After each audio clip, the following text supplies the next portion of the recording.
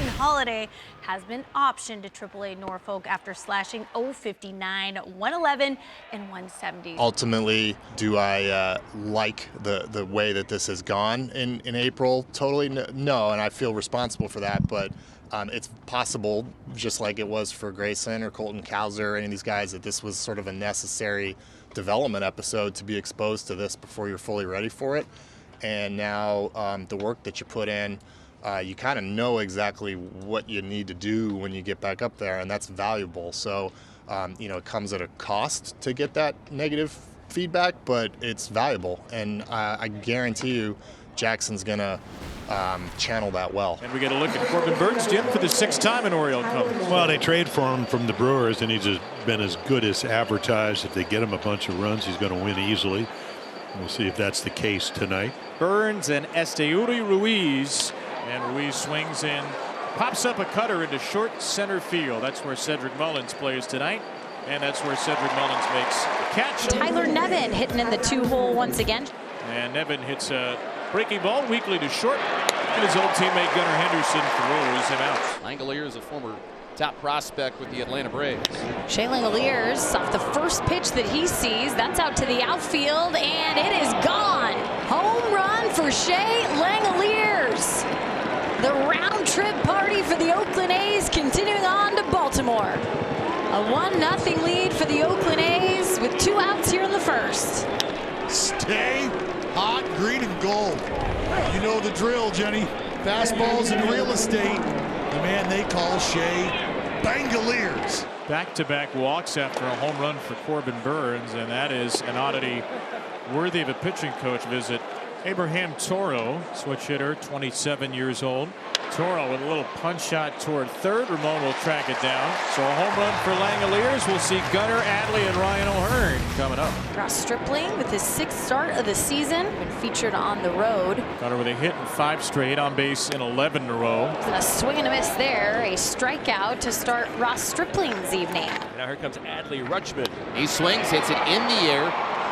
Shallow right field. Butler walking on and looks into that light blue sky and makes the catch.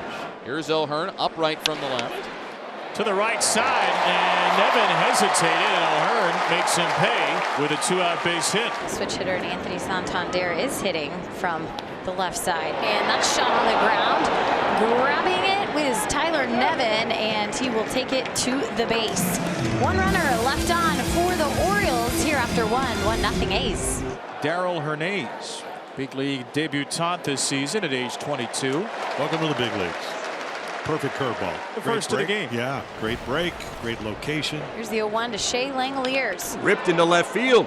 Cowser on the one, wasting back. He leaps, and he makes the catch on the warning track, and then he's into the left field wall. You hear the moves for Colton Cowser. Colton Cowser, who made a terrific play to end the top of the third. Of course, is leading off. Cowser rips this into right field. That's down for a base hit. Butler over towards the gap, and that's going to be a leadoff single after a really good at-bat for Colton Cowser here in the bottom of the third. So 2 away, and Henderson takes Cowser's place at first. 1-2 to Adley behind the plate tonight and batting second. Adley chips this into shallow left, and that's going to be down for a base hit right in front of Ruiz. And it's first and second with 2 outs. Ryan O'Hearn will bat first and second. O'Hearn ground ball up the middle, it's through. Into center field, a base hit. Henderson round third, he will score. Rutschman will get to third base, and this game's all tied up at 1. RBI single for Ryan O'Hearn. Cedric top 10 in the American League in home runs and RBIs. There you go. That ball's demolished. Mullins, flag court. Orioles take the lead. Number 6 for Cedric. Break out the bullpen homer hose first. And the Iron Man will stand and applaud as the O's jump on top for the first time tonight. Well, that changeup changes directions in a hurry. He had a good one, but he hangs that one, and Orioles take a 2-1 lead.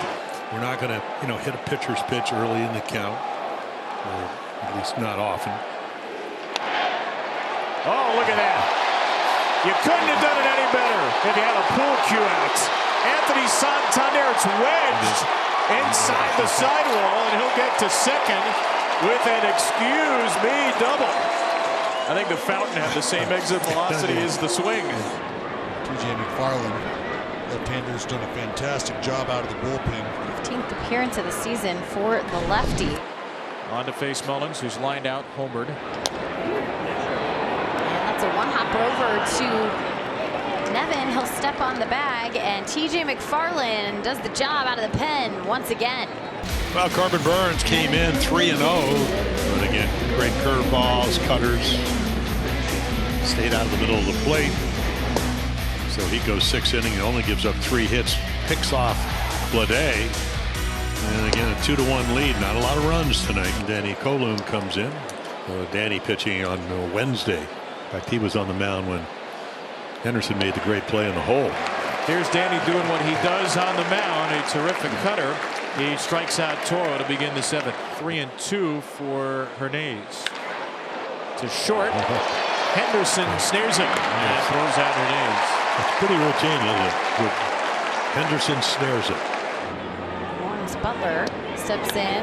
That's in the air. And how about making a change? JJ Bleday did it the other day. Lawrence Butler, he's trying to stretch it to a double. And as Mullins fumbled it in center field, he'll get to second. Brandon Hyde will come out and make a pitching change. Well, you bring in one of your better pitchers, ground ball pitcher.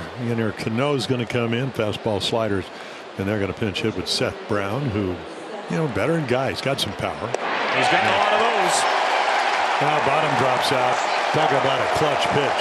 So they decide to pitch it 3-2. Might as well just change the course of this game. Orioles up 2-1.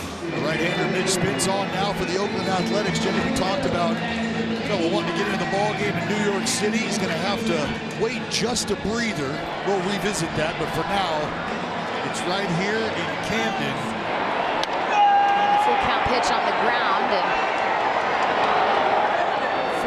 4-3 will be the out as Toro and Brown moved over positions to the right side. 3 up, 3 down for Mitch Spence after 7-2-1. Craig Kimbrell trying to pick up that save, and after a blemish in his first outing as an Oriole, he has picked up every save. Yeah, I mean, he's working on 425 if he's successful. 1 AB against Kimbrell in his career. 0 for 1. Mullins launched into left field, and Brent Rooker is going to get the party started here in the 9th inning. Heading towards second. He's going to have to get down, and a double for Brent Rooker. 3-1 to Bleday. That's high, and he'll take a walk. Toro probably looking to put the ball on the ground. Rooker at second, Bleday at first. That's in the air towards right field. Ryan McKenna leaps up to grab it. Over his head it goes, and coming in home. How about we have ourselves an even up game? Toro ends up with a double. Rooker scores the run, and it's 2-2. So the infield mostly in. And the pitch is way outside. Rutschman from his knees to Kimbrell! Safe at the plate! Bleday scores! And the Athletics take the lead. But the Orioles will call for a challenge. I actually thought that he tagged him. Did Bleday ever touch the plate? No, he didn't. He's out.